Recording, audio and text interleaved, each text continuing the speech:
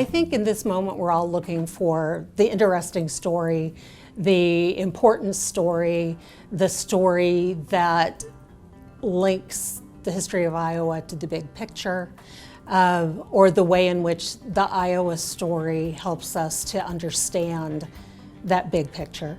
The problem with looking at everything from 30,000 feet is that you miss out on the texture, you miss out on the detail, you miss the people, the places, the moments that really make history come alive for your average reader. I'd also like to see, believe it or not, more rural and agricultural history.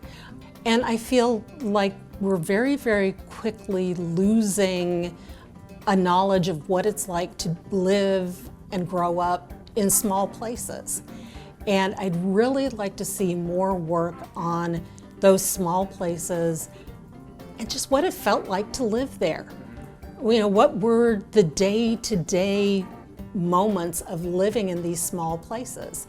I don't know if I'm going to write that. I don't know if someone else is going to write that, but it seems to me that we're on the verge of losing a whole lot of information.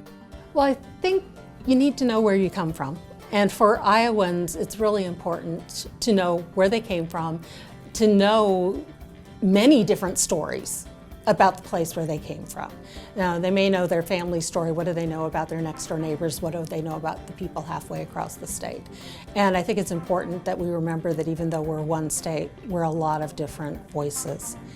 I think it's really important for people outside Iowa to know this place because history really, since the 1970s, has been often taught or written from the perspective of the coasts, completely forgetting that there's a huge portion of the population that lives between those coasts.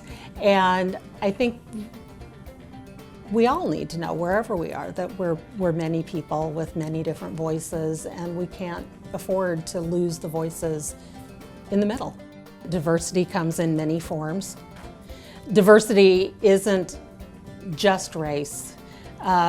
Diversity isn't just ethnicity. It's also a diversity of economic circumstances. It's a diversity of ways of living. It's a diversity of ways of earning a living. People tend to look at Iowa and think that's just an undifferentiated mass of sort of middling white people.